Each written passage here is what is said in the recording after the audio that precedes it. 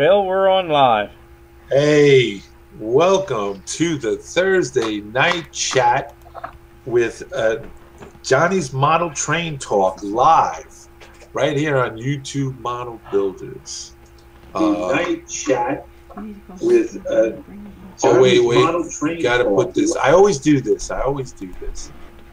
So here we are, YouTube Model Builders, free online magazine. I'm reading it off the thing. Live chat presentations. Tonight is September, October, November 2nd,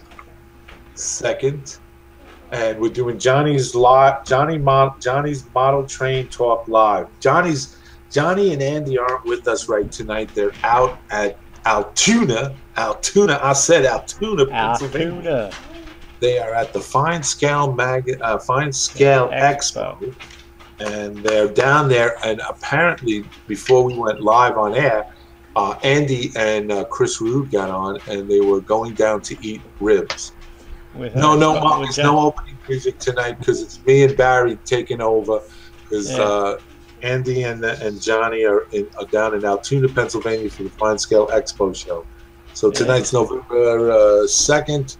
It's a Thursday, and we're doing the Johnny Model Train Talk live. I tell you, since he changed that name, John, Barry, I'm confused. They're all live chats now. Yeah.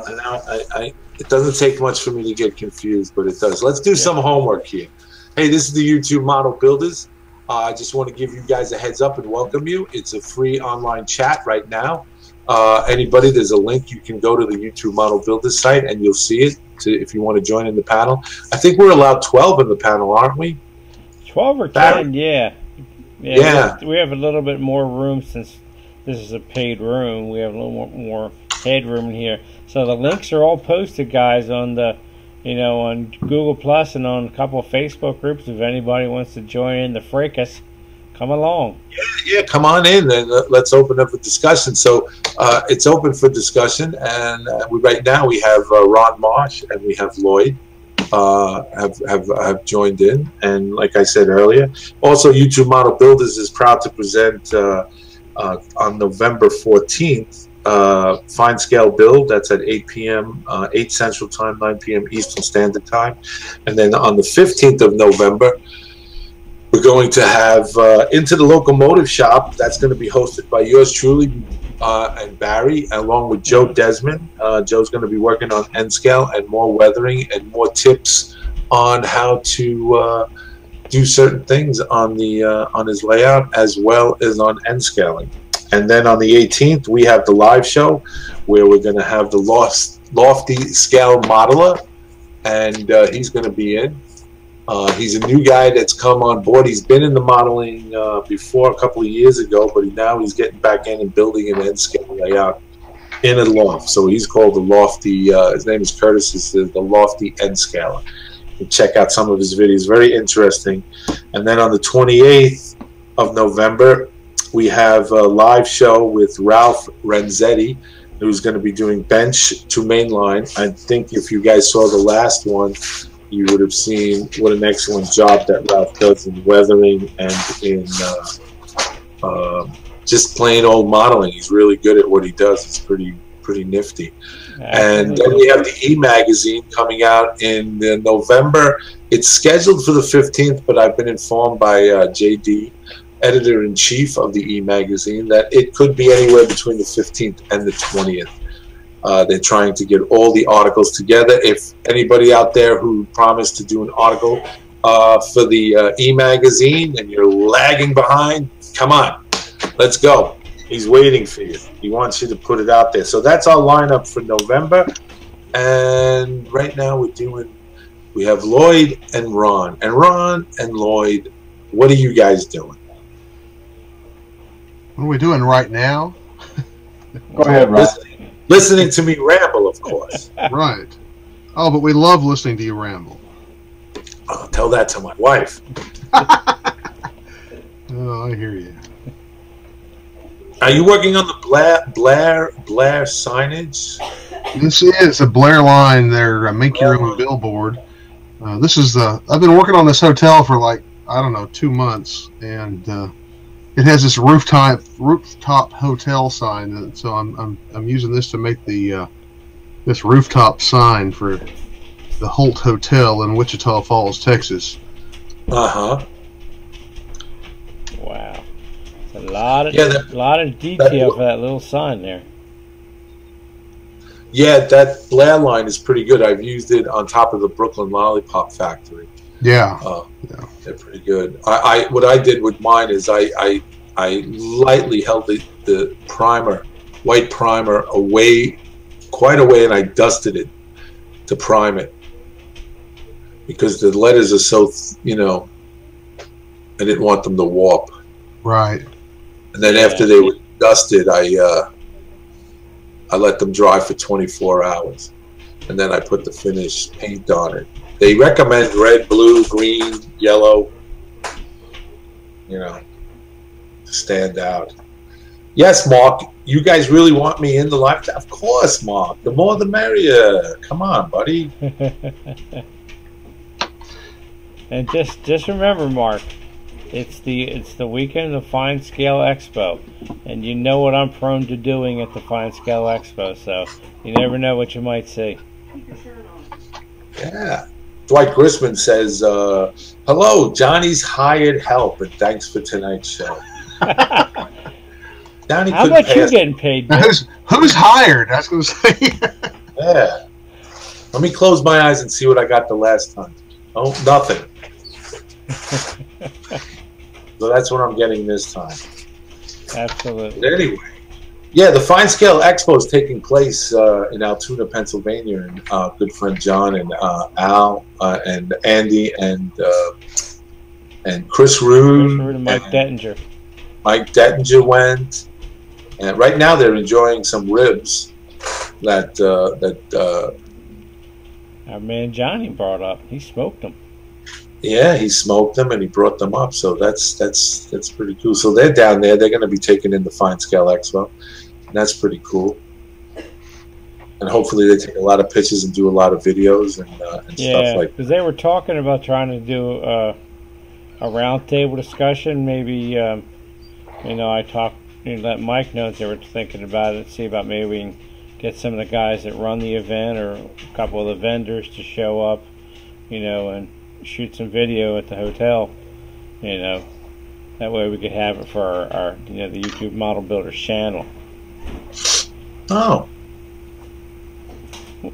We'll have to try and get something set up for Amherst this year, I'd love to get something set up for Amherst because Miles has got all those spare rooms up there that he uses for the clinics. Yeah, that's a good point. Yeah. I'm sure, if we talk to Miles, maybe he could bring in some. If I'm not mistaken, Ralph Renzetti's going to be there. I know yes. The guys from TCS are going to be there. Yes. Me and Mike know Mike Baker, who him and his wife Karen own Nick and Nora Design. They're both going to be teaching there, so there's a possibility. I'm glad I made my reservations early. Yeah, there's going to be also Robert from California, myself, Andy. It's Mark. We need. What, you're going to be there? Yeah, I'm going to be there. Yeah, we need to have a meetup, a YouTube Model Builders meetup. I know that a lot of us are going, especially because Miles, he's talking about it being his last show. So we're gonna get together for supper or something like that. Yeah, it's more than likely that Mike and I will be taking it over for 2019. So we have to get all the details worked out. I mean, we talked about it before, so we shall see how that goes. That's a ways away yet, but this thing takes a massive amount of planning. So it does. Sure. And now that Andy opened his fat trap and said he has a laser cutter, he's automatically going to be involved, whether he likes it or not.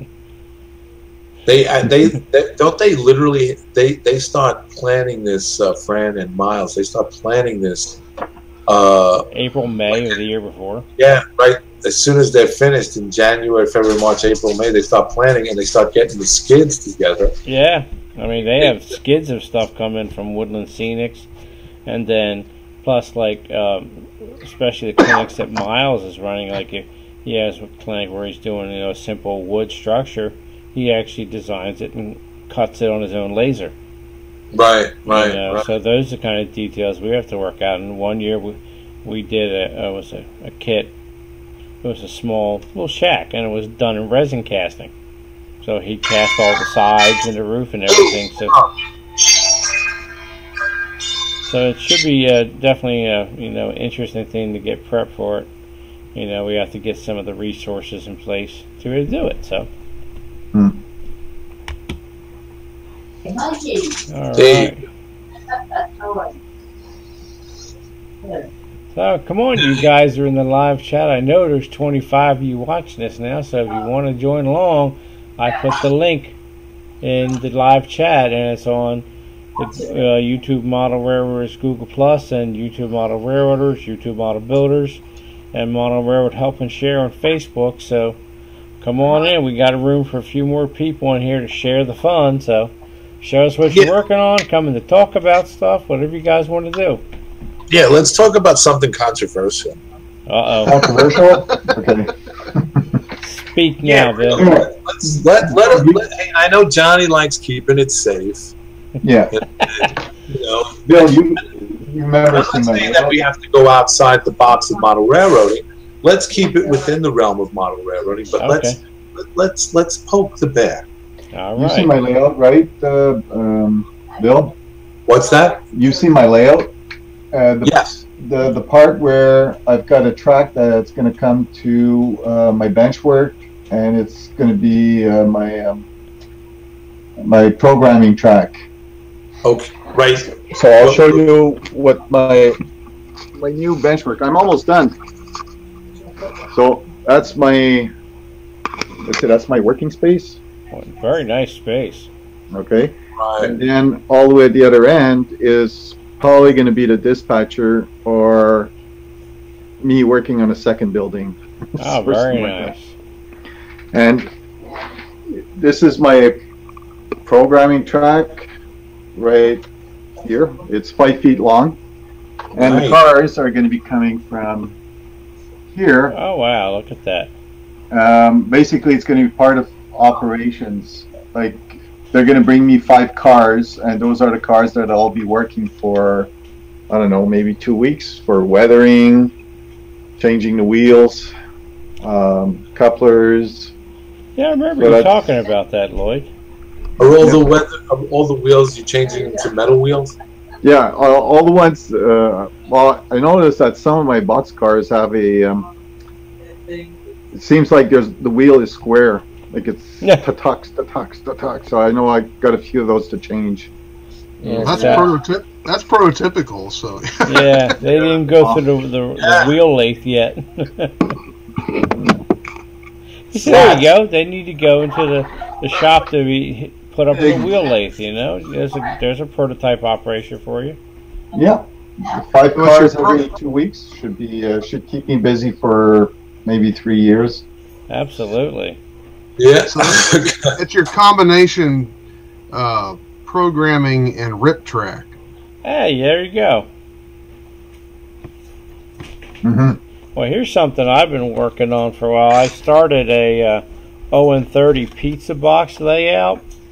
I'm just going to do something small. It's going to have 3 buildings, so I've started on the first one here. This is a little hot dog stand. This is from Clever Models. It's all cardboard. It's printed out in I put it on 110-pound cardstock, and then assembled the walls and the floor here. Then this is the entryway. So this is actually multiple layers because you cut out a second copy of the door and overlay it to give it some depth. And then I have a full interior I've got to work on to light it up. I need to brace the walls a little bit. Yeah, put some strip stock inside the walls here, and got to figure out how to fit the roof in right to make it look nice. I might make a cap strip to go over the top around the edge for the weather stripping. So I got 2 more buildings like this one. This is a hot dog stand. I'm going to turn it into a pizza stand, and then the actual layout itself, it's 0-30. It's like about 8-inch radius track inside of an 18-inch pizza box. I put 1.5 inches of foam in there. Then I laid the track down and wired it, and then I cut a sheet of foam board and stripped the paper off the front and back and glued it down. So it's just outside the edge of the ties, and I'm going to ballast most of the track area except where the road's going to cross. I'll put a grade crossing, and the 3 buildings will be in the middle, and then in the back near the city backdrop I'm going to build a elevated railway structure and try and get a MTH dummy subway car to put up there, so we can have the Brooklyn Transit or something. I might have a W subway car. An O-scale one? Oh, O-scale, no. Yes, I need an O-scale one because this is going to be 0 and 30. So, but that's my plan, anyways. You can find them once in a while.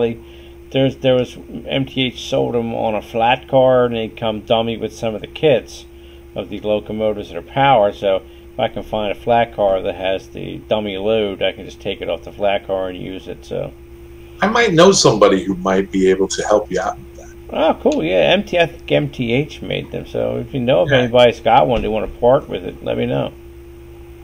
Because that way, I've been doing some research and photographs trying to get an idea what the structure of the elevated railway in New York looks like. This is going to be like a pseudo Brooklyn type thing, So.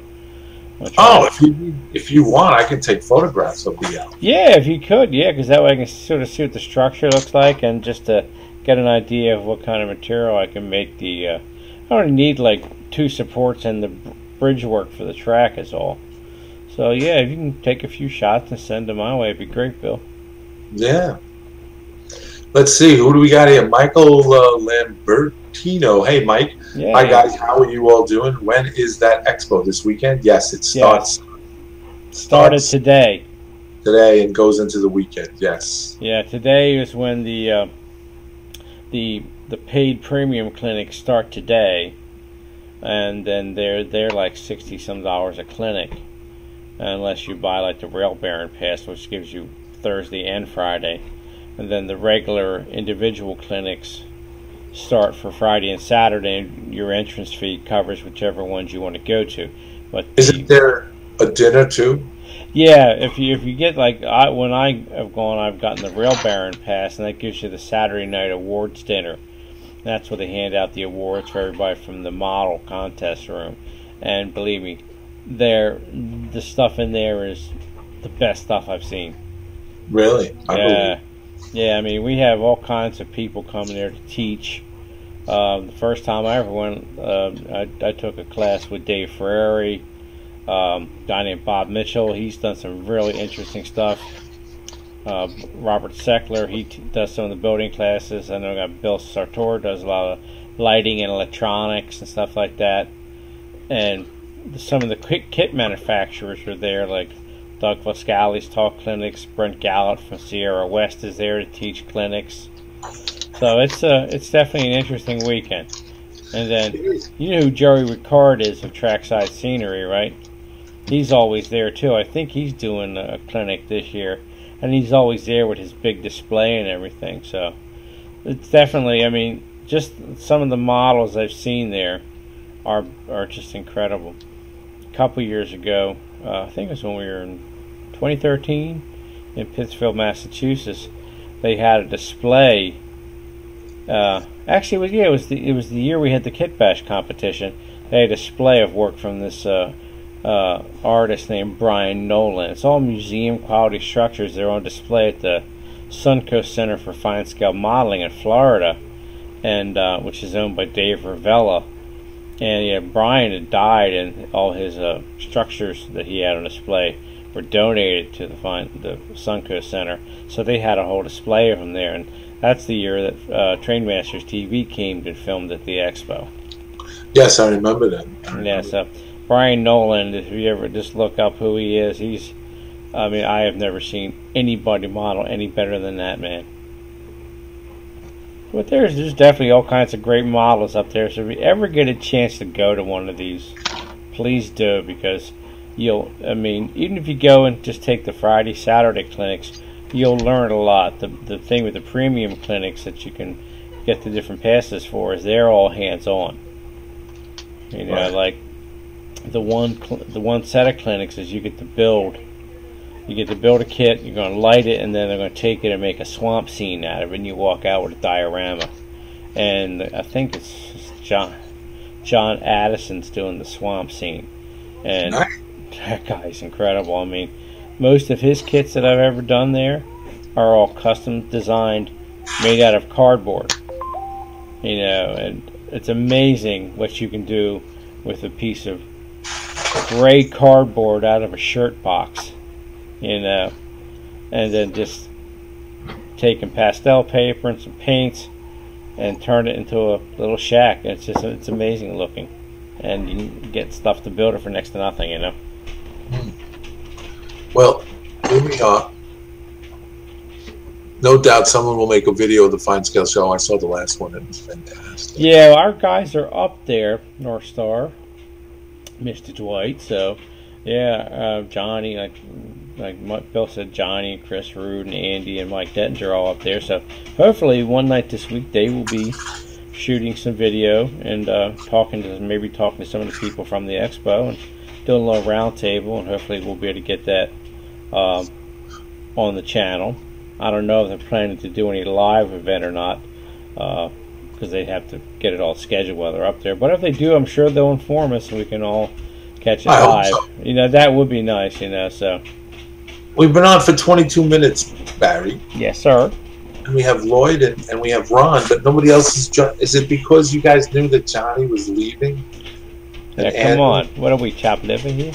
What are we, pea soup? Yeah, come on. Come on, guys. I'm going to shame you all. Get in here, you know? All right. All right. Yeah. But John Ranson, no, what is it? Let's see. I'm trying to. Oh yeah, Randy's Rock and Roll Railroad. McCarter. He says, "What a cool setup." He's talking about you, Lloyd. Yeah, that is a cool setup. If you haven't, Randy, if you have not seen a YouTube Model Builders live show, go back to the archive and see Lloyd's layout on our show, and you will be further bedazzled and speechless. Yeah, that was an impressive thing, and you know, I'm glad to see, because I knew you were planning to do what you're doing here. This is the first I've got to see the completed bench and the interchange with the actual railroad. So, yeah, well, I don't know if you guys knew that I finally finished the layout, the track work, and I had my train going around frontwards, backwards to make sure everything was all right. Cool. So I can say that my layout is, I can run trains, but unfortunately I've got so much wiring to do that no, it's not finished. Yeah. Necessarily not finished, but it's on its way to being finished. And I think that, you know, one of the things that I think I've learned from building my layout is that, you know, slow and easy. There's no finish line, and when you think you're close to the finish line, if you so desire, you can actually move the finish line back. Yeah. You know. Well, I know that. Since the last time. Well, I mean, I've done a lot since that video, which was about a year ago. Yes, it was. All my valance are finished. I'm installing the top part of the valance so that I can finally install my lights. I don't want the light to shine through the ceiling, so I'm putting a top on my valance, and I've been working also on a few industries and doing a bit of everything at the same time. Yeah, it's good to catch up with, you know, people we've had in the show once in a while. Like the last live show, we caught up with Troy. Yeah. He's had, yeah. So I mean, it's interesting from the little piece of track and the bench work he had before. Now he's got all of his track laid, so. Yeah, we might have to catch up with Lloyd at some point, Bill. You know? Yes. Well, I know I celebrated my second year on October 22nd. So October 2nd, 22nd was 2 years in the making. Wow. Yeah, you definitely got a nice layout going on there, Lloyd. Thanks. Lloyd, let me ask you a question in regards to the layout itself, the size. That and I believe Mr. Baronic designed that. Am I true? The track plan? Yep. And he's done a few modifications. The last modification was my little town of St. Eugene became a yard. Wow. Because that's where I had my intermodal industry, and I kind of realized that in the 1970s there wasn't any. So I basically took it apart and we made a small yard for that little town. Ah, okay. The question I want to ask is, now that you've been 2 years into this, do you think that, hello Ralph, do you think that, you're more than welcome to join us, Ralph. Yeah, come on in, Ralph. I just posted the link in the chat. Yeah. Do you think that since you've built this this layout and you've had 2 years to live with it, do you find that it's, what's the word? Do you think that at times it's overwhelming? Overwhelming? I guess the size of it, yes. But I'm always anxious for tomorrow to see what else is going to be done. There's always something to look forward to. So I'm not bored. It's just that sometimes when I come downstairs, like when you're talking about overwhelming, so I come downstairs and I'm overwhelmed with all the stuff I have to do. So at one point I would sit down at my desk and go, okay, what am I going to do today? Right. And since I've got so much stuff to do, I just sit down and do nothing. There's our man Ralph. Welcome aboard, Ralph. I know that feeling. Hey, Ralph. Howdy. I know that feeling. Mike, I'm just going to call you Mike. Mikey, yeah. You're from Brooklyn now. Mikey L. Building my 1,400 square foot railroad, got half the track down. Passed it. The question is, could I paint my track now or finish laying down the other half? Does it matter? Is it ballasted? Yeah, Yes. if it's ballasted, Then you're going to have trouble. Yeah. Yeah, I mean, you want to paint your rails before you ballast, but there's no reason I don't think that you couldn't paint it now, and then finish laying track if he wants to take a break from laying track and start painting. You can even ballast what you have down. But the only disadvantage is, what if you lay all this track and you find out I got to tear up something because I don't like how it operates, or the operational design of the layout, Or even once you've painted it and then you put it together, you have to clear the ends so that you can solder joints and solder your drop wires and so on. So the answer to the question would be no, Mike. Paint it once it's down and wired and tested and everything. Yep. No ballast. He said. Okay. Well, get your feeders in there, get it wired up, and then test it, and then you can finish laying the other half of it, and then make sure it all works right before you do one thing to the track.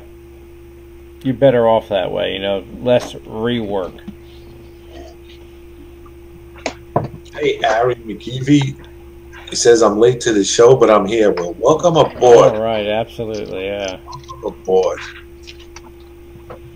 But man. I just was wondering, Lloyd, if at any point, because I know that at one point when I did finish my layout, I noticed that I stayed off it for a couple of months. I stayed away from it. I shut the door and I walked away. Oh, no. I got a really enthusiastic attitude about it. And one of the things I've come to understand about my very large layout is that in the summer months, I close the door. I don't even venture in it. But don't even venture in during the summer months. And I used to feel guilty about that. I used to really feel guilty. Like, I built it, so now I have to justify going in there. And I have to get used to going in. And then I realized that it's for fun. And it's a form of relaxation. Yeah. So, well, you see, the form of relaxation for me is building. Like, I haven't got to the point of running trains or doing any operations. I have no idea how that's going to go. But for me, coming downstairs, working on a building, for me, that's relaxation. After meeting clients and talking about numbers, best thing is just to come down and. Sure. No, I agree. So, Bill, what do you do the times that you don't go in? Like you say, you don't go in the summertime. Are you not relaxed then? No, I am very relaxed because it's the summertime and my time is filled with other things, other activities that are on my plate.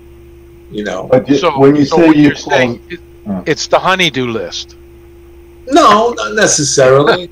No. It's not that. I'm very active in my. I'm very active in my church, and I'm very active in my community. So my time is well spent. And being a retiree, sometimes I just don't want to do anything. Yeah.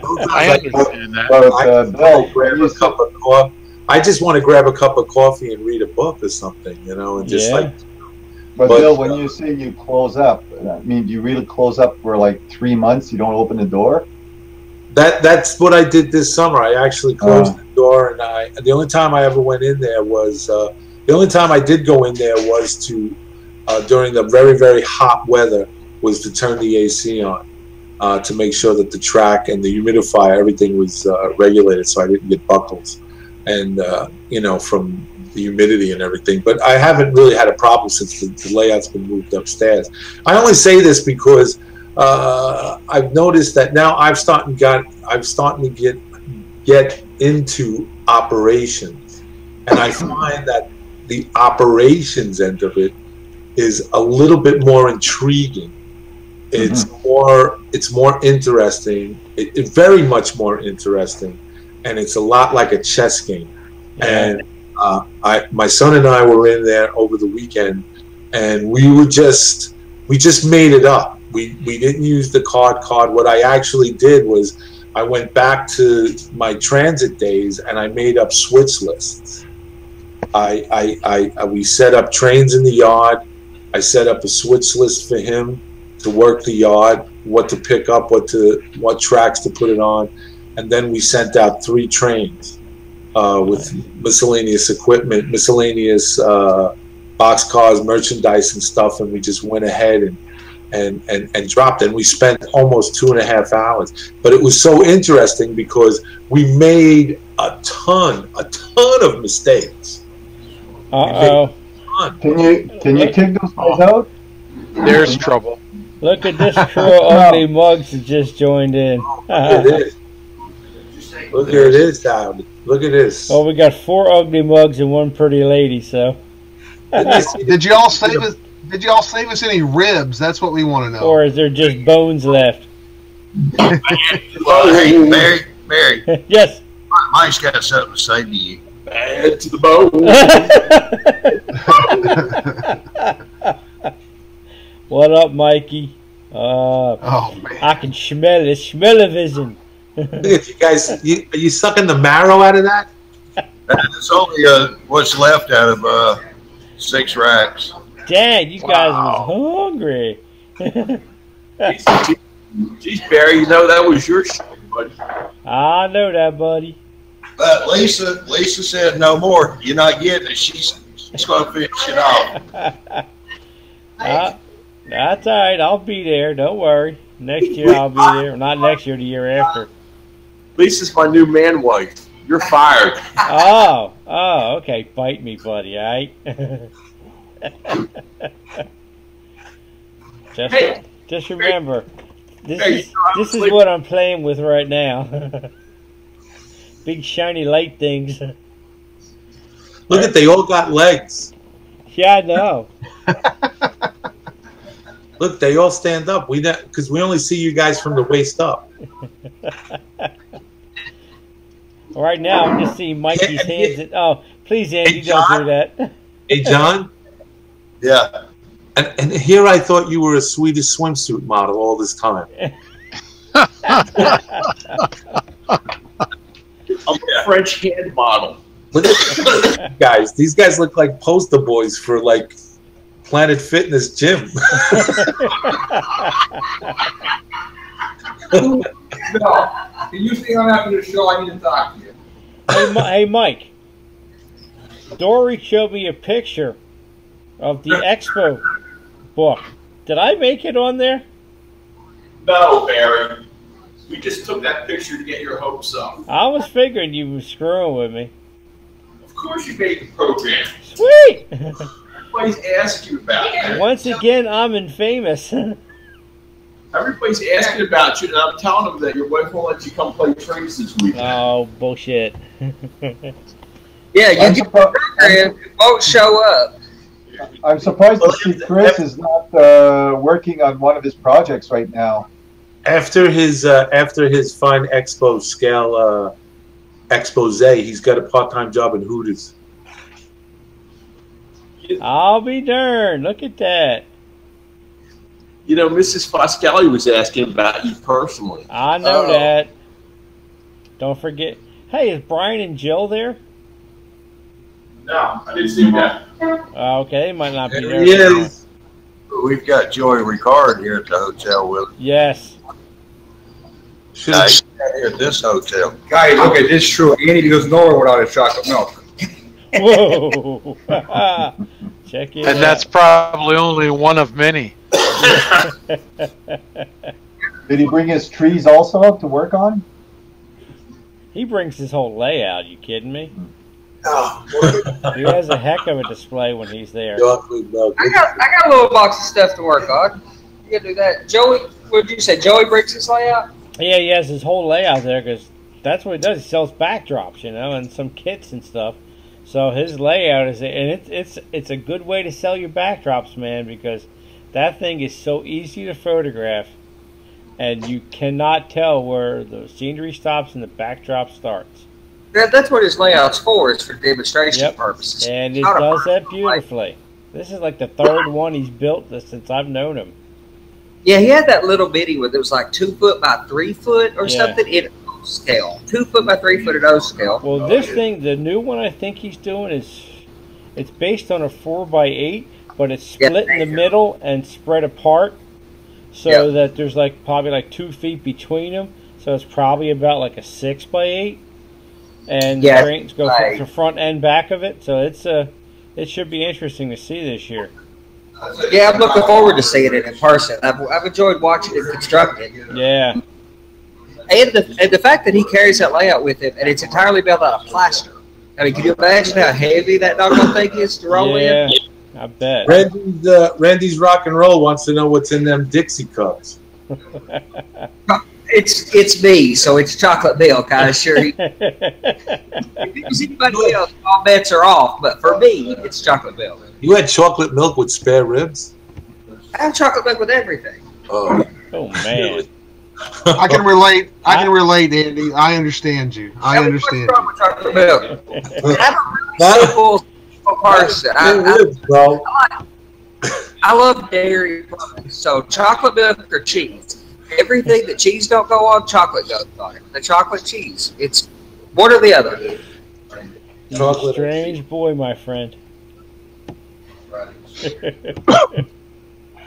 It helps get that GM figure that you were talking about. Yeah. Keep putting chocolate milk and cheese on things. He'll definitely. The one thing on the card layout is 6x8, right? Yeah. But it looks like it's a mile long. Yes, it gives you the extra. When you take a photograph of it. Nice. Now that's my photo backdrop argument. I can't see how you can compete with the photo. Yeah. Any background is. Let John know that we were we hijacked the show and we're doing controversial topics. We're not. Yeah. It's about model railroading, but we're talking about a lot of controversial stuff. Yeah, like just walking away from your railroad for 3 months. There you go. There you go. It's unheard of. That's pretty controversial. It is. It is. Just shut the Andy, I'll bet you couldn't do it, Andy. Oh boy. No, he could not. He could not. Probably not. I take little breaks every now and then, but it's days or possibly weeks. It's normally work motivated, and when after a few weeks, I'm pretty excited to get back to it. But do we find at any point? The question is there any point in large layouts such as Lloyd's, such as mine? I don't know who anybody else has any large layouts out there in the community, but do they find it to be overwhelming at times? Absolutely. In a sense that it's like what, like, do you sit down and ponder, should I have really built this to this size, or should I have been better off to maybe half that size? That's where Bill, I can tell you now that I've finished building my layout, I wish I had thought about a second level. You haven't finished your layout. I'm talking about building like the structure. Oh, we lost. Structure-wise. Oh, they're coming back. Yeah. Yeah. So structure-wise, but I know that would have been ridiculous, or definitely not going. I thought at one point maybe N scale I would have a lot more, but no, that's too small, and it's not a good scale. It's perfect. It's a perfect scale. It's an awesome scale. Well, let me pose this question. And I guess it's, now that you've got this layout, there's also the maintenance of the layout. Mm-hmm. So do you feel that is deterrent? I was watching part 10 of the Trainmaster TV's Toma series with Miles Hale and the gentleman who has the Canadian National Railroad. I forgot his name, but Bob Fellowfield. Right, Bob Fellowfield. Very nice gentleman. He seems very, very intelligent, very wise in his discernment and his what he was talking about. But he said that prior to operation, he spent 2 hours getting the railroad ready for operation. So do you find that I mean, I know that's a hobby of enjoyment, and I know it's a hobby of, where we get into, because it is a hobby, but at what point do we think that, because we all wish we had 30,000 square feet of railroad, but how much is too much? And when we build it and it's completed, do we think, I made a mistake, or I should have scaled back a little, I should have made half of or less of? Because now that we've done the full circle and it's, we're into it, is it just a little bit too much? It's too hard to figure. I think it's too hard to figure out how much is enough or too much just by planning and design alone. While another reason I like building modules, not only is it per section, whatever, it's easier to build because it's a completion, but also you can build if you've got enough railroad to maintain, and once you're at the top, because it's really hard to figure out how you can maintain. Some people and some building techniques, some types of track work, etc., will let a single person maintain a 1,000+ square foot layout. Okay. Let me ask you a question. With all those cars, those cleaning cars that are out there, or the ones that you can build, if you're running those cars, let's say once a week, isn't that enough of maintenance? You've got. Track maintenance. Well, again, it depends on what. Yes, I believe it is. I for my layout, yes, I run 3 of those for track cleaning. But think about the times that you have to adjust gauge on track, or manipulate a turnout, or replace a turnout, or fix a broke solder joint, or fix scenery that gets damaged, or clean it. So you can automate some of it with track cleaning cars. You can't automate all of it. Some of it, you can't make a truly self-cleaning layout. No. There's going to be some amount of effort required. Okay, what about if you hire somebody to come and do your cleaning? Then who are you going to pay to fix it after they break it? A train layout made. I've never heard of one of those, but that's a great idea. train layout made. I'm actually having a contest for that next month. The winner comes and cleans my track. I've seen the winner. I've seen a layout that was made by Railworks, I think. Part of it was donated to the Railroad Museum in Pennsylvania from a fellow who died. Beautiful layout of Pennsylvania Railroad. It's got like a 2-track main line going around it. It runs all day long. And I've assisted from time to time in maintenance of that thing. It's a nightmare when you're, the thing's behind 4-foot tall glass barriers. And so to work on it, you got to take them down. All the controls are hidden. You got to crawl under and inside. It's a lot of work to maintain a layout at that level. Where if you're going to use it all the time. Our club layout, when we bring it out 4 times a year, we usually make one run with the Bright Boy, and Mike has he has 3 CMX cars, and he does 2 dry, and then the brass tank car with the cleaning fluid just puts alcohol in it. Then we just run it up the road one time and back down one time every day, and it keeps it clean, and it's stored in a garage for most of the year in carts. I mean, it's not less like sealed or anything, but it stays pretty clean for the long haul. So, I think those CMX cleaning cars, if you run them routinely, I think your layout would stay pretty clean. Like what Andy said about, okay, we're going to have to fix a solder joint or adjust the gauge or turnout. That's much less frequent maintenance compared to keeping your rails clean, I don't think that you're going to be doing that every single day or week. No. I mean, if you're going to do operations once a month, then yeah, you'll probably have to take a day just to make sure that your trees are straight or remove a bit of dust here and there. But I mean, if you, like you said, if you're going to run your train, I intend to run my train, let's say, once every 2 days for the cleaning. Basically just to watch it go around while I'm doing something else, but it's going to clean my track. Yeah, it does help, yeah. Well, Phil Wyman wants to know if that track cleaning contest that I'm going to have, does it come with room and board? Yeah, I have an air mattress and 2 pounds of bologna and white bread. Yeah, we can slide the air mattress under the peninsula, Bill.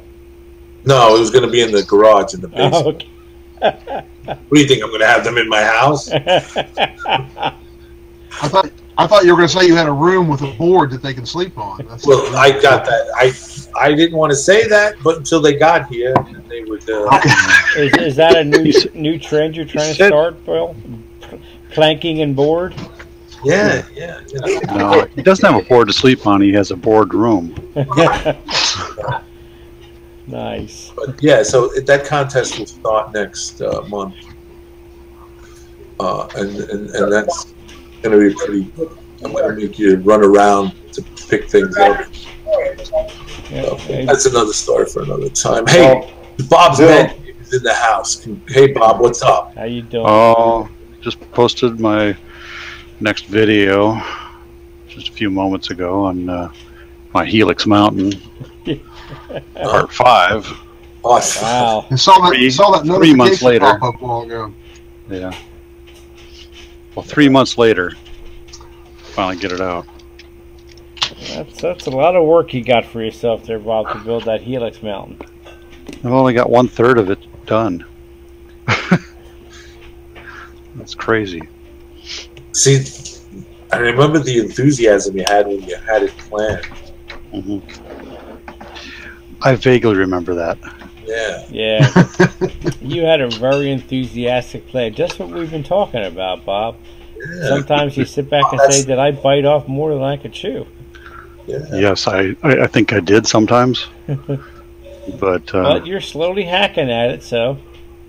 Yeah. Oof. Taking a look at my train running through the there you go. Helix at the moment. But now this is the one you got from Troy, right, Bob? Yeah, the Helix, yeah. Wow. Interesting. Mm-hmm. So it's got a few waterfalls in there and some trees. Nice. I still got to throw some more stuff on there, but I just wanted to make sure everything kind of fit and lined up with the other pieces. But still got a lot of work to do. Just can tell. Yeah, it's going to be really beautiful when you get done that thing, Bob. Yep. What time is it? It's 10:50. I got to do some homework here, boys and girls. Yes, sir. I got to let you know that this is the YouTube Model Builders channel. It's Thursday, the 2nd of November. We're doing the... Barry and I are filling in for John and Andy tonight as they are in Altoona, Pennsylvania, as you can see in the screen. They're finishing up eating ribs, but they're in Altoona, Pennsylvania for the Fine Scale Expo show that they've signed up to be in. Him, Andy, John, Andy, Mike Dettinger, Chris Rude, and they're all there. And so we're filling in for them in this day because John was going to cancel, but Barry was like, absolutely not. We're not going to cancel it. We're not going to cancel it. John asked me, what do you think, Bill? You think we should cancel it? And I said, yeah, in a heartbeat. That's it. Uh-oh. I got things I want to watch the NBA game or something. You know, but then Barry strong on me and said, come on, Bill, let's do this. Yeah, we can do this. We can tackle that. I said, all right, let's do How this. hard could it be? How hard can it trains, you know? Come on. But anyway, so that's what we're doing. YouTube Model Builders for live show tonight. Johnny's Model Train Talk. And also we have an email coming out on between, I've been told by JD, our editor-in-chief, chief bottle washer, and all-around nice guy, that it's sometime between the 15th and the 20th. And it's going to be based on N scale. N for November, you get it? N scale. Yeah, so anybody wants to write an article about N-scale, hint Joe Desmond, get your article to JD, toot sweet. Yes, and if anybody has an article pending for JD, please get it to him. Okay? I did send him some, but I hadn't heard anything back. Okay. So I don't know if it was good enough or nothing back for it yet. JD can do wonders with an article, so, you know, if it wasn't good enough, he'd talk to you and work through it with you. Sure. I just wasn't sure if he had everything. I keep thinking Bill's talking to me because I'm trying to finish one up that I'm supposed to get to him tomorrow. So I'm like, okay, I get the idea. If the shoe fits, if the shoe fits, my friend. Just to give you a heads up on the rest of the November schedule, we have November 14th. We have the Fine Scale Build. All these shows are 8 p.m. Standard Central Time, 9 p.m. Eastern Standard Time, except for the intro to the Locomotive Shop. That's it. Oh, no, except for the live show, which is mine on Saturday, the 18th. But the Fine Scale Show is on November 14th. And on the 15th of November, we have Into the Locomotive Shop. That's with yours truly, Barry, and our special guest, Joe Desmond, who's working on N-scale engines, doing some DCC decoders, weathering, and some other tricks of the trade that he's sharing with us. And then on the 18th of November, that's the third Saturday of the month, we have the live show. Yours truly, once again. I know you guys just can't get enough of me and Barry, and we're going to have Curtis. He's the lofty N-scale modeler. He'll be on. He's designing a new layout, a new N-scale. He's been out of the hobby for quite some time, and he's coming back in, and he's designing an N-scale layout that he's putting up in his loft. And if you get a chance, go to his YouTube video, because it's an interesting build, because his loft sits like this. Oh, wow. And he can stand up in it, but limitations and it's very interesting how he's designing it. So that's something. And then on the 28th, we have our good friend Ralph Renzetti, who's doing bench to mainline weathering. And that show is at 8 p.m. Central Time, 9 p.m. Eastern Standard Time. And I think that Ralph had his premiere show last week. Am I correct, Ralph? That's right. And did you get any feedback yet? I know we've gotten tons of feedback in the positive, but you yourself, have you gotten any feedback from anybody? Not directly, no. Oh, well, the feedback has been absolutely top-notch. Everybody's very excited about this, and showcasing your talents and also showcasing your skills on weathering. So everybody was really excited about it so far. And yesterday we had the Adreno workshop with our good friend Chris Healy. I'm sorry, Ralph, you were going to say? Yeah, my video's already up to 692 views. There you go. There you go. There you go. That's what we do at YouTube Model Builders. We record it, and you guys just look at it and work from that, you know. Absolutely. We do get a lot of after the fact views and a lot of good videos. Yeah. Yeah. Kathy Millett is, well, you'd have to ask John. But yeah. John says, so that's it for the homework. We've covered that on the hour, and we're now into 1 hour into the Johnny Model Train Talk live show.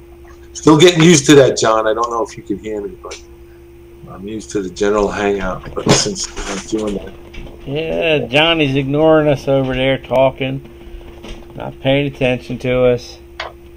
He just left. He's left us to our own devices, Bill. Barry, most people don't pay attention to me. I do, Bill. You do? I do. Yeah, we are the talking heads. Yeah, we're the talking heads, Bill. Yes. Well, I remember you said you can see they have legs. I remember the first time I met Al Marr up at Amherst. He goes, "Hey, I know you from here up." Well, I'll tell you the story of the first time that Barry and I met. Barry was going to be down at the Edison train show. I said, I am too.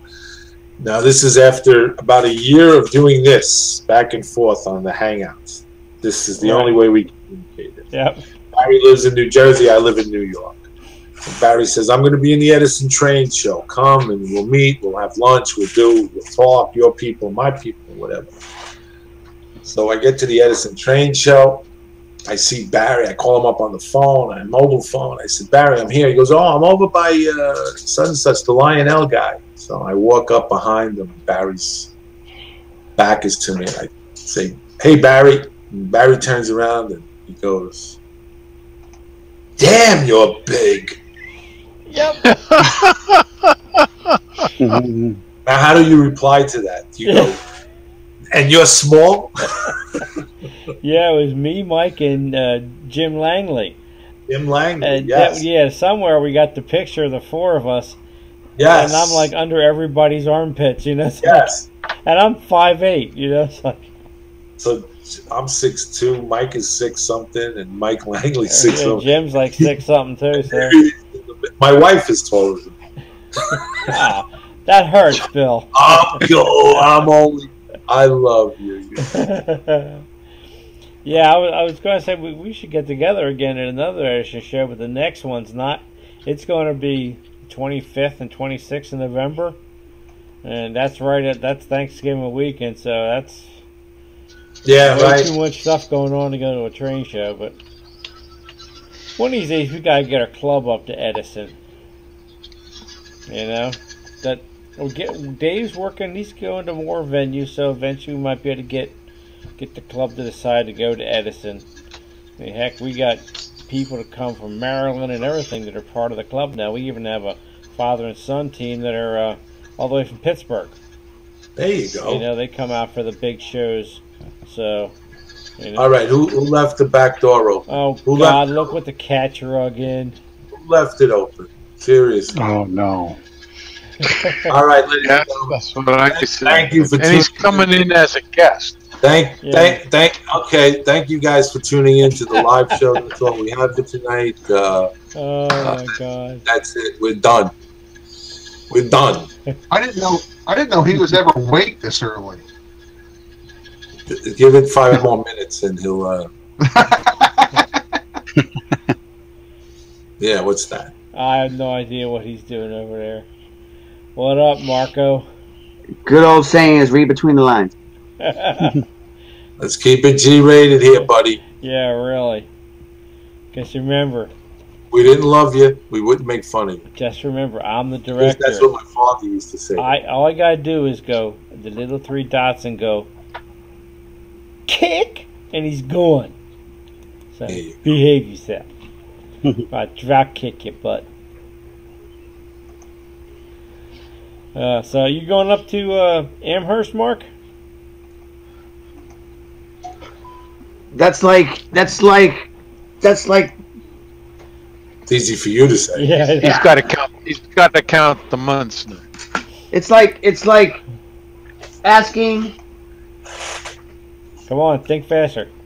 Come on. I don't know. Like I can't think of that. He'll say, of course I'm going to be there. I'm 2 hours away. Yeah, I know. You and the whole crew, you and Curtis, everybody, and Al are all going to be there. I'm picking Curtis up at 1:20 on 1:30 on Wednesday. Nice. He goes in for surgery on Monday. Oh, what's he getting done? The whole hip replacement. Oh, wow. And he's coming the next day. He's going to go to Amherst. No. This Monday he's going in for surgery. He's got 2 months to recover. Wow. I'm sorry. I misunderstood you. I thought he was going. Yeah, when he gets done Amherst, he's going to need another new hip. My hip, and then come Wednesday, I was going to be like, no. I know they encourage you to get back on your feet, but wow. Yeah. But yeah, they said they're going to try to kick me out by Friday out of the hospital. That's going to be fun. Yeah, but Amherst is not far away now, man. Not January. Look, we're in December. Thanksgiving's coming up. Yeah, like 3 months away. Not even. Christmas is like 8 weeks away. Oh, wow. I'm going to shoot you. You guys haven't had Thanksgiving. Maybe 7, I think. No, we haven't. Thanksgiving comes up. Thanksgiving is on the 23rd this year for us. And then it's all decorating already. I'm sorry, Ralph. What'd you say? And then it's all out after Christmas, or for Christmas after that. Yeah. Next day is, as they affectionately call Black Friday. Yeah. Well, the day after Black Friday now, and down where our studio's at, it's called. They have Small Business Saturday, so they're promoting the heck out of that down in the art district there. So we got to be open all day long for that, and so it's going to be a busy weekend. Yeah, then I think the day after New Year's is Red Monday or something like that. They're coming up with all kinds of dates just to push product, you know. It's like we're in debt now. We didn't sell enough. Yeah, exactly. Yeah. It's Red Monday. I don't do that. Yeah, and the Monday after Thanksgiving is always Cyber Monday. That's when your best electronic deals are. You know, I need to go look for a monitor, like a big fat monitor to put in the wall. There you go. Nice flat screen. Yeah, that's what I did. Yeah, I got a new TV last spring, so I got a 55-inch here with a Bose sound system, just so I can watch Eagles games. It's mighty beautiful in there. I love it. You know, oh man, if you guys go to Travis, what's that? It's called. Well, I'm going to explain it. Put that back up there, Bill. I'm glad you asked. This is Travis, the tool company. You can call them up. It's TRAVERS.com. They're a welding supply company, but they sell all kinds of tools and all kinds of equipment for tools for industries and stuff. But what they do sell is abrasive pads, and I found that they sell cray sticks that come in this. They come in this little container. All right. Now, you can buy their cray stick, which is they have a 12-inch, I think a 12-inch and 6-inch, and you can cut them into strips, blocks, and use them to clean your tracks with. Oh wow! And I think for about $12, where if you go to Woodland Scenics. Okay, now Walthers, yeah. On that note, yes, there is a faction out there, me being one of them, that all of those abrasive things are putting scores in the top of your track that collect dirt.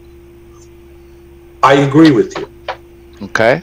But let me. Okay, I'll let you finish, and then I'll counter that. All right. Now you'll counter this is the controversy. You may not be able to. I don't know. Maybe you can. Apparently you don't know me too well. All right. So one of the things that I've done, and I hardly have to clean my track now, is I went out and I bought a stainless steel washer. How did I know he was going to go there? And I glued it on a block of wood, and now I can sand the top of my rails. I can do whatever I want. And when I'm finished, I burnish it with the stainless steel, and it closes up all the scores that are in the top from sanding. Yeah. Okay. Then I can't. That. And I wasn't going to rebuttal that, but what I was going to say is the cray stick. The cray stick, and I'm not a big fan of the Bright Boy. Bright Boy. The Bright Boy, I am not a fan of, because you're absolutely right.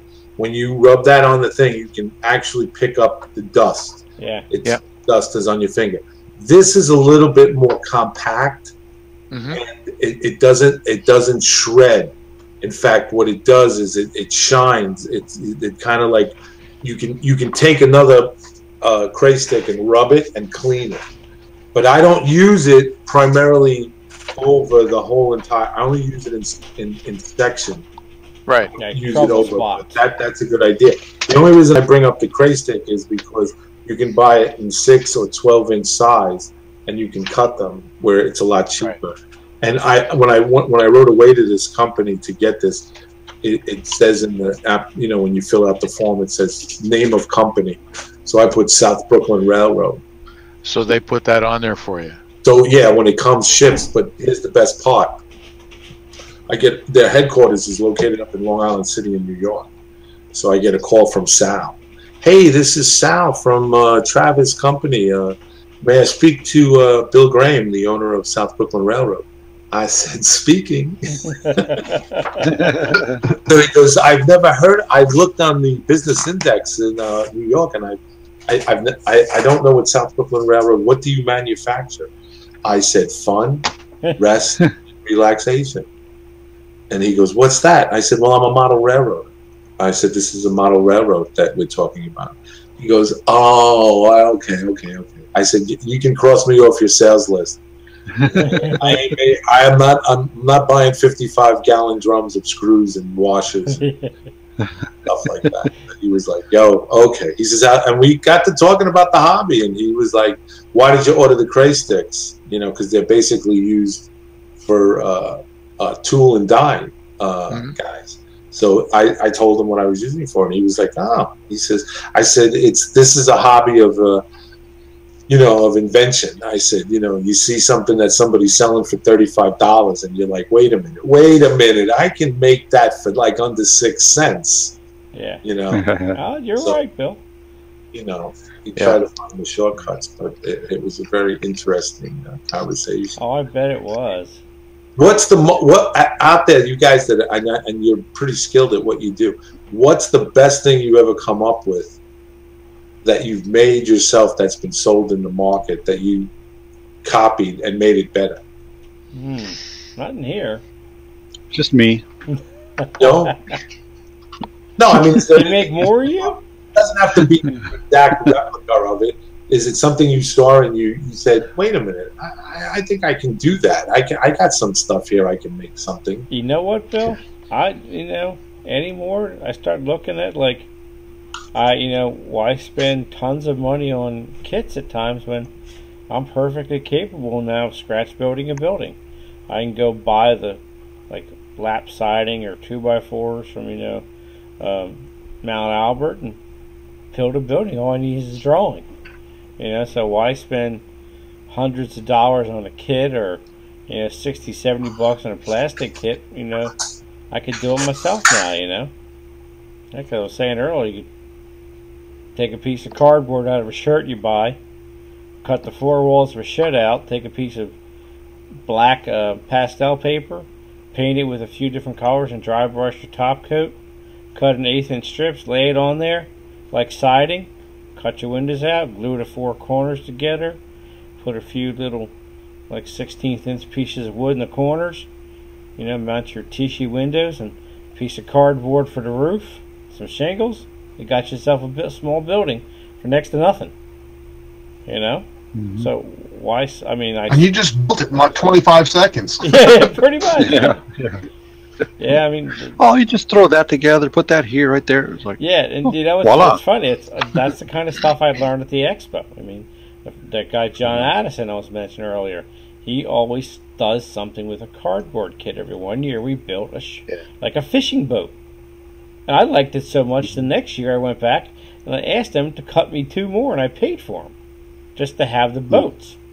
You know, because they're inexpensive, they're simple, but you know, with some plastic rod and stuff, I'm going to build some booms on it and make it turn into a shrimp boat. You know, just because I want to. But it's fascinating the kind of stuff you can learn when you go, you know, places like the expo and stuff. And even in Amherst, we're getting a little more sophisticated with some of the classes. You know. By the way, Ralph, are you? If I'm not mistaken, are you teaching in Amherst this year? I am. I got two clinics. Yes, I thought I saw the emails come through about you. So it'd be great to have you there, man. Yeah. I'm doing basically the clinic I'm doing now live. Okay. And then on top of that one, I'll be doing the sign clinic that was in the EMAG. Oh, okay. Very cool. Very cool. So you talk about inventions, Bill. This is not an invention. It's somebody invented this for something else, except I found a better use for it. Well, yeah, that's basically. Okay. So we eat a lot of vegetables here in the house, and we get broccoli. And broccoli comes with this elastic band around holding the stalks together. That's correct. Okay? I use a lot of these Tamiya paints. Right. And this works for any of them. This fits over the lid. If you have a problem opening the jar, you can put one on the bottom, one on the top, and when you turn it, your hand doesn't slip, and the grooves of the on the lid don't hurt your thumb or your finger. There you go. That's an interesting invention there, Ralph. I like that. The other thing, same idea. I use a lot of oil paints and gouaches, which come in a tube like toothpaste. Right. So the next time you go to Red Lobster or any place that serves lobster, the claws will have an elastic band over them. Right. Sometimes they take them off in the kitchen, but if they do, you ask the waitress or waiter, "Can I have the elastic?" Because it fits perfectly over the cap on the tube. Again, so it doesn't wreck your finger, and you get a good grip. All right, I like that. It's cheaper than going to the store and spending $6 or $7 on those rubber mats. I mentioned that to Joe Fugate, and apparently when he does his clinics, he gives away elastic bands just for that. Nice. There you go. That's a fantastic idea. See, now who says nobody learns anything? So I save them. My wife keeps cutting them off. I keep giving her crap because she cut them off. Don't do it. Save them. I got to save them. There ain't nothing like repurposing stuff. Yep. We got a guy up here that says Rockstar Ralph, man. Cool travelers. One of the other things that my wife goes to Costco and she buys the snack things, cheese and with the almonds in them and the raisins. She saves these little plastic things because they're great for holding. Yeah. Well, that's like Joe Desmond says, too, Chinese food containers. Yeah. I just think with that, whenever I eat Chinese, I always get one of those big rectangular trays. That'd be great for working on stuff. Sometimes you go, what's that? Oh, yeah. From dog food. Nice. Oh, yeah. Okay. I forget what they call it. It has the little picture of one of those yappy dogs on it. Yeah. How many times have you been in one of those little dollar stores? You walk by something and it catches your eye, and you're like, oh, I got to buy like 3 or 4. Mike does that all the time. He goes in dollar stores. He goes in, what's that other shop? Tuesday Morning. He gets all. Check this. Small clothespins. Ah, there you go. That's handy to have. Oh yeah, I got a bunch of those. Yeah. Oh yeah, I got small clothespins. My wife says, "What are you going to do with those?" I said, "I don't know yet, but you never know." Clamps make great clamps if you work in M scale. Yeah. Oh yeah. I've seen using clamp little building together or something. Around Halloween, they sell these little hair clips for girls that have fiber optic sprays on them. You get them in different colors. You can use them, put them inside a building, apply power to it, and use the fiber optics to do Christmas lighting. Yeah. You know. Here's another one. Everybody uses these. Right. That has a clothesline. Yeah. Right. Right. You take them out of the spring and reverse them. Yes. Ah, yes. Yeah. So now you have a flat surface to clamp. Yep. Bill can do the same thing with those little ones. And, yes, you can.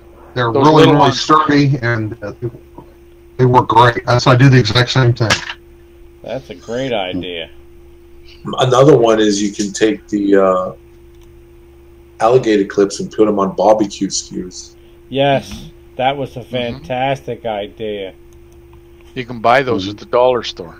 Yes. Already on the bar. 100 in a bag. Already on it.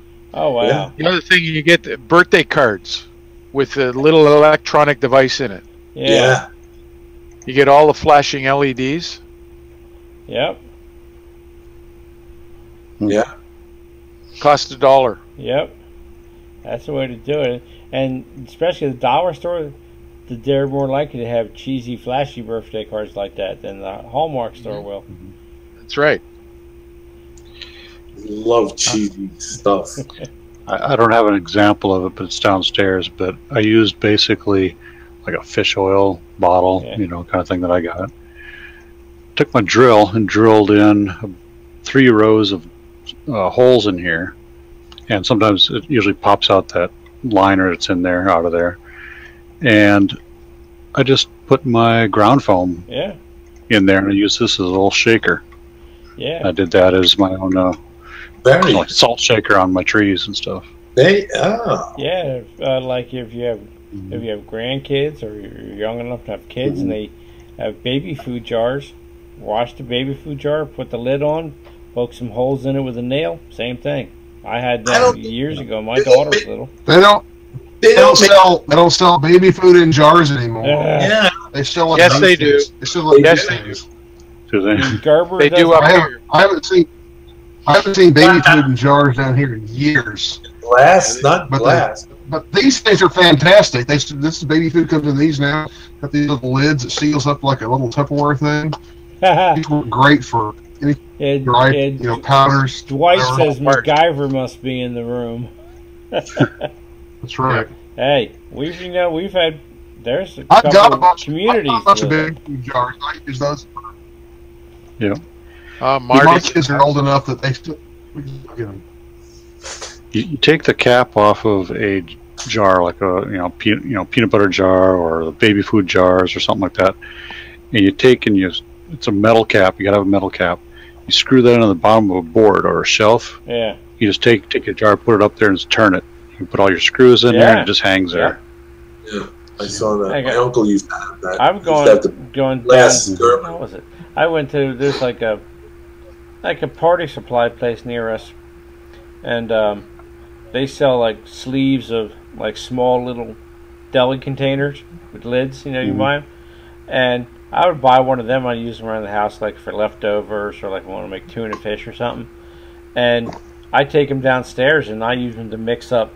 Like if I want to mix up a little bit of thin down paint or some wet water or glue water mixture for ballast, and I just make a container and snap the lid on it, keeps it airtight, and then when I use it, pop the lid off. I can shake it up and then open the lid and take my eyedropper, and it works great. It's cheap to buy them that way, especially if you use them for other things around your house.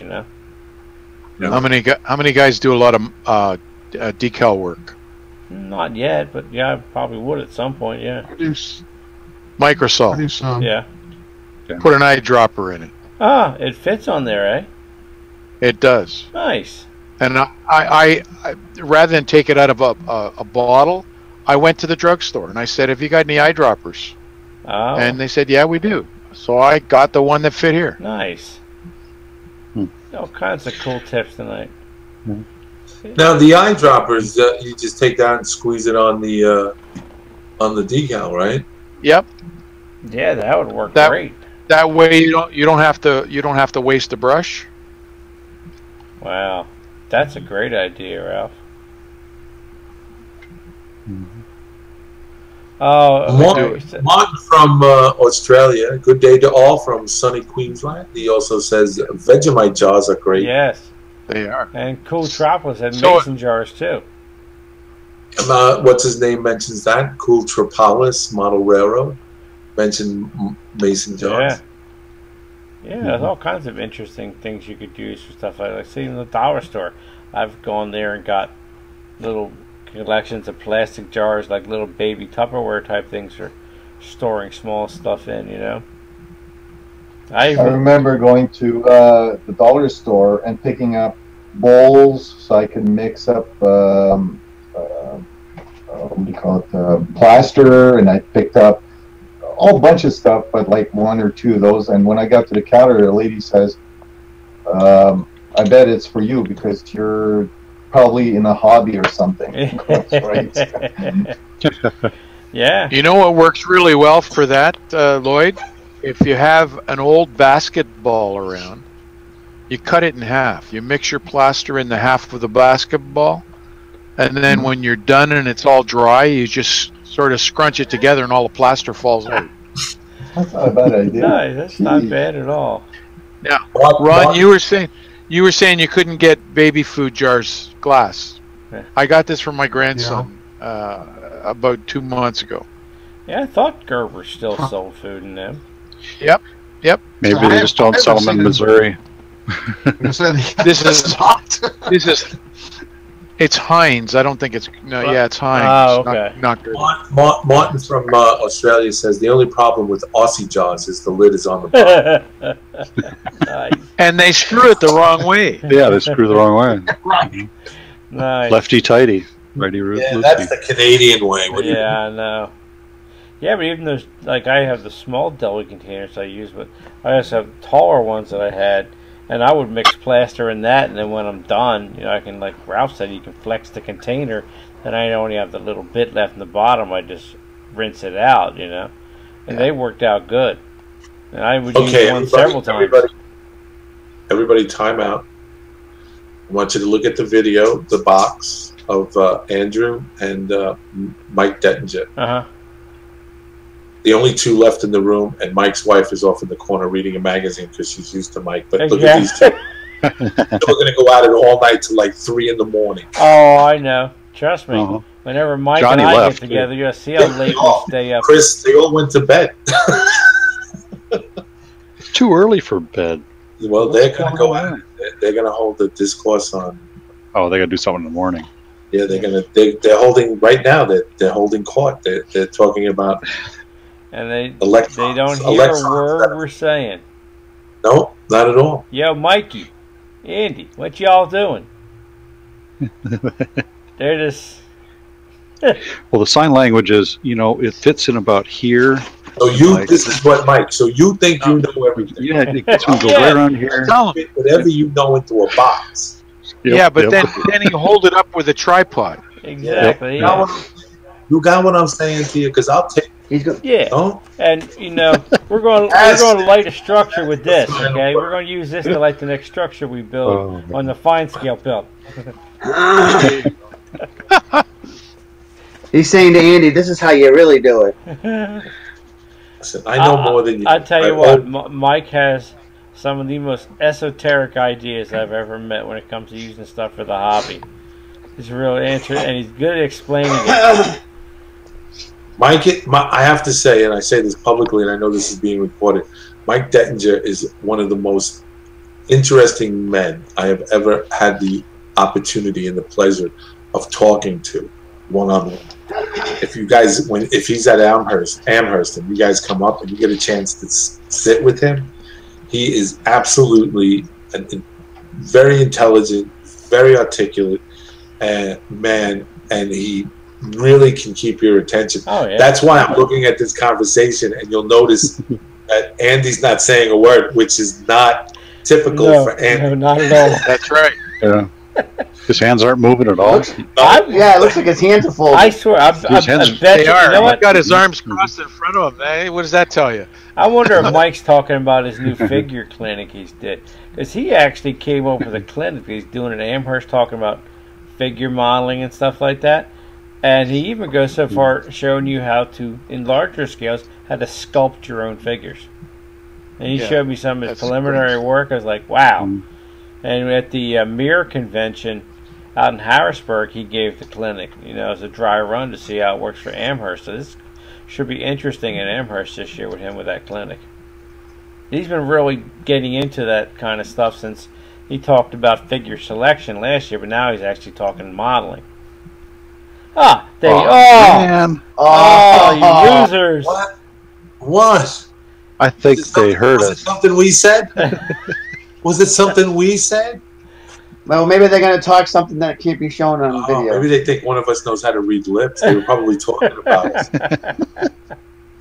You know, Big Bill. It was proprietary information. Yeah, I know. Yeah, probably.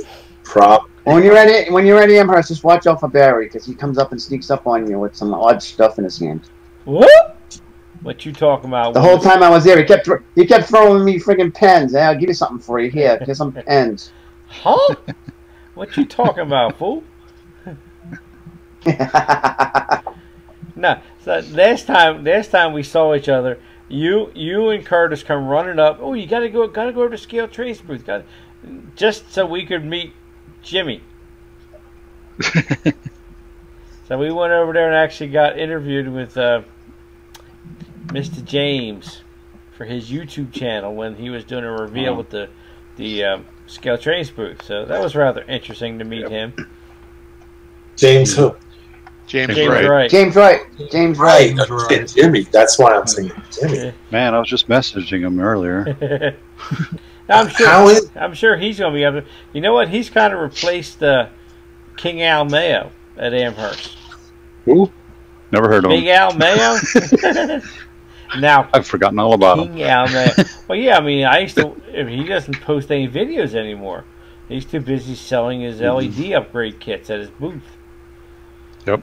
You know? Yep. I don't think the YouTube thing is work. I mean, not that it's working. I don't think he has an interest in it anymore. No, I don't either. He's because last time I talked to him, he was telling me what is involved in doing his LED upgrade kits, and that's just too much work to be able to spend time going here and there and shooting videos just for the fun of it, you know, when he's making money doing that, you know.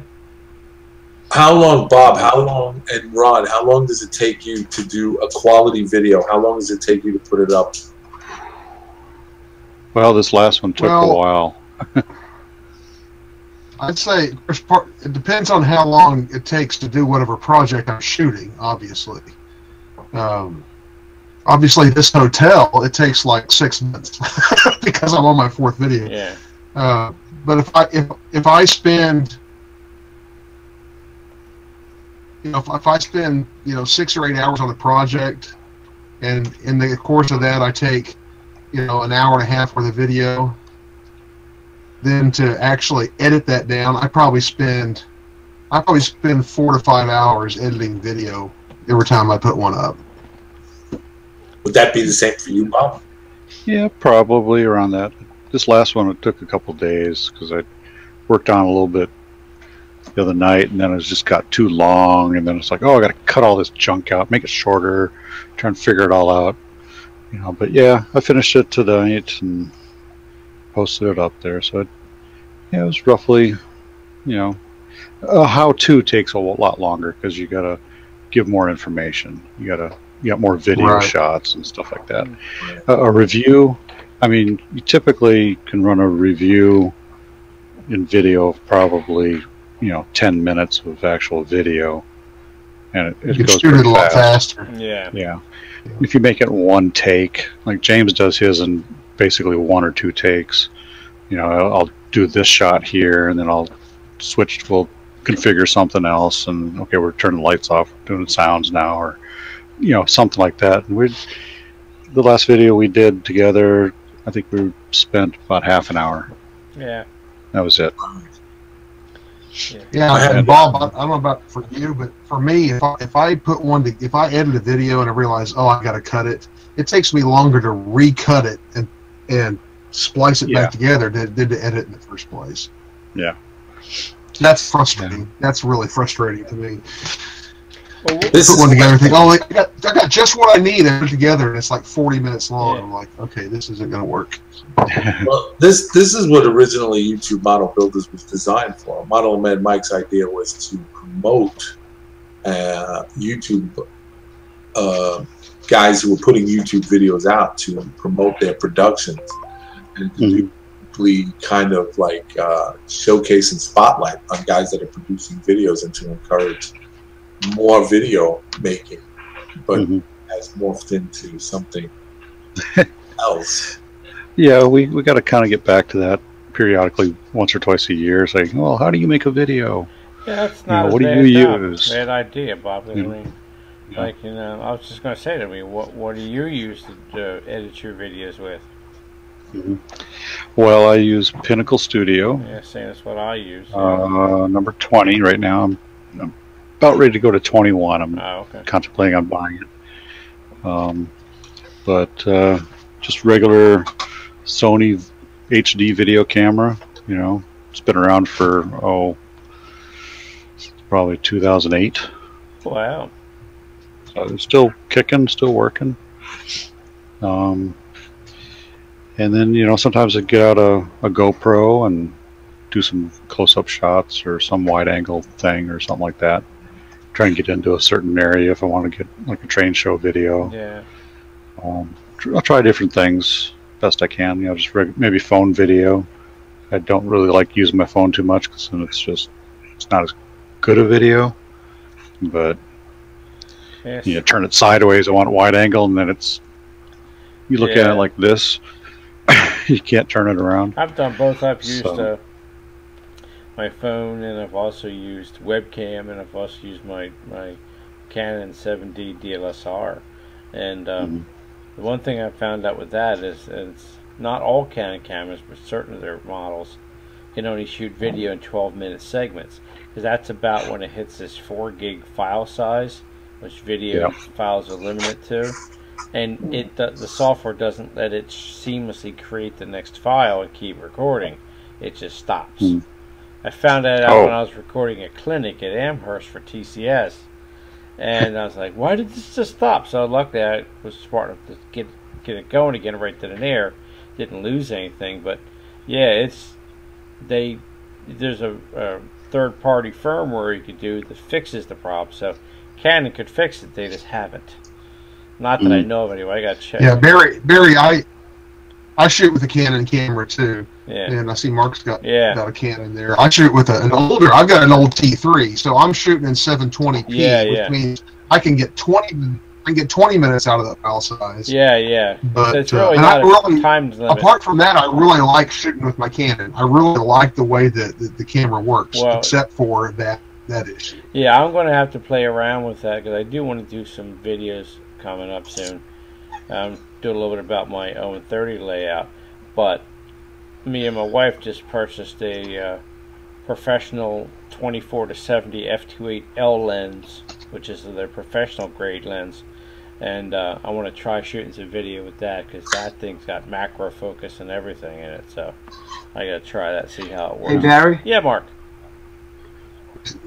This is a secret about getting good video and good quality. It's this card right here. Yeah. I don't know if you can focus it. Yeah. It's not. This is the. This is probably one of the best ones out there. It's upside down, Mark. 64 gig. Yeah, I have. Yeah, but it's the high speed one. Yeah, that's what I have for mine because I bought it specifically. Mine was a Lexar. It does It does 95 megabytes per second. Yeah. I go old school. Right on. Post-its, Right on. huh? I just draw it and page by that would actually be an interesting video. Yeah, that would be an interesting. Oh well, we need to. We'll see Bill and Amherst with that new Polaroid with the little square Instamatic photos coming out. Don't make fun of those. I still have them. And guess what? Companies still make them. Fuji Instax and stuff. So Barry, did you say you have the 70D? No, I have a 7D, the Mark 1. So what I did is I bought UM7 video cards. They were Lexar 16 gigs, and they shoot perfectly fine for video with no lag or anything like that, so they can keep up with the streaming. Plus, right after I got it, they came out with a firmware update to version 2, which jumped the frame rate. It's 25 frames a second with a 15 frame burst or something like that. So it was great when I was using it for bird photography, because I can just put it on, multi-shot and just hold the shutter down and try and catch that damn pelican catching a fish in the water, It took me a while, but I finally got one, But yeah, I like using that for video, but you gotta take a lot of work. You gotta have the tripod and everything to get it working, so it's a little bit of fun. I eventually want to get like a regular, like a Sony type camcorder or Canon camcorder, because they're a little easier. I can put them on a small desktop tripod. I would do, but my next camera is going to be the Canon 70D. You've got full 1080p resolution. Yeah. It's got a lot better video capabilities, and the drawback that I have with my my old T3 is I don't have a jack for a shotgun mic. So if I go out anywhere, I got to take a computer and a microphone if I'm going to get decent sound, decent audio. Yeah. So. Yeah, that's why I like mine. Mine's a 60D. Oh, yours is 60D? Mine's a 60D. Yeah, I think, well... Yours is a 60D, Mike? Yeah, I want to get... That's mine, and then... Next one, I'm going to get a 5D. So I want to go full frame. Just for not so much for modeling video, but just for photography purposes, because I like landscapes and stuff like that. So I definitely want to do a full frame next time. So... Yeah, but that's a ways down the road, because that's a $2,500 body. So I'm not going to be spending that money anytime soon. Me and the wife just opened our photography studio, so the money got used to get gear we needed for that. Just to give you guys heads up, if you're on Facebook, they got a buy, sell, trade photo equipment. Oh. So you might get something that would like this. That's how I got this. This was $500. Oh wow. Okay. It's a $2,000 camera because it was only taken out of the box. The strap was never even put on it. Oh wow, I'll have to check that place out. And the guy right. It's a buy, sell, trade photo equipment. Look it up on Facebook, and you can find. Guys got the lenses and everything. Like a $1,500 lens, he wanted to sell it to me for like $700. Nice. But I didn't have it. I only had enough for that. All right, that's a good place to know. Thank you very much, Mark. Yep. Well, gentlemen, it's 11:38. Oh, Nikon. Oh man, I knew one of them would creep in here. You know the difference between a Nikon? What's that? Nikon, every button has its own button. Canon has a multi-function button. Ah, this is true, yeah. You're right. That's why you see all the buttons up one side, and you see all the buttons down the other side. Ah, yeah, you can program the buttons on the Canon. All right. So, has anybody else got anything else they want to discuss before it gets too late here and we decide to close down operations because we're slowly winding down our viewers? So, well, I'll throw another wrench in the works. I also have Nikon. That's quite all right. I won't go any further. I don't hate Nikon. Trust me. They make good cameras, but when I graduated high school, I had a full-time job, and I went and bought myself, as my own graduation present, a Canon AE1, and I've been a Canon user ever since. Just because once you get into its not the camera that costs money to replace. It's all the glass. You know, so. Hey, we have our visitor here, I believe, from the other side of the globe. How come he's not upside down? Well, we know the world's not ending because it's already tomorrow. I've got the American filter on. I'll turn it off. There you go. There you go. That's the normal camera now. Oh, I love it, Martin. I love it.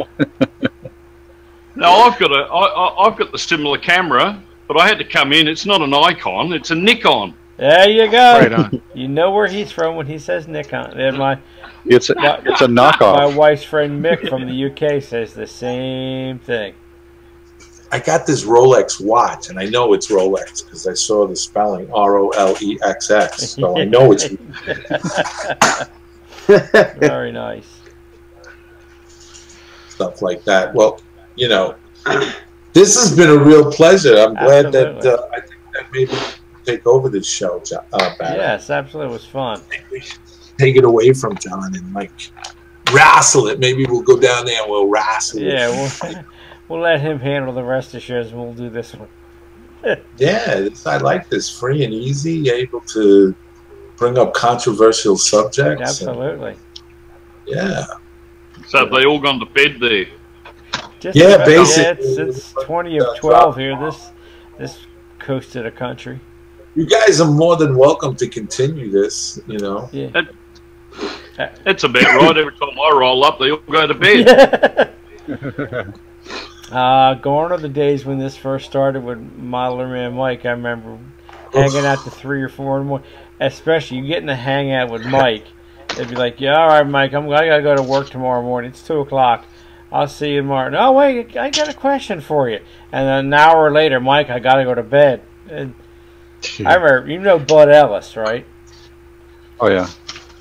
Several times on a Friday night, I would be talking to him, just me and him in a hangout, and I'd look out the dang window and it's daylight.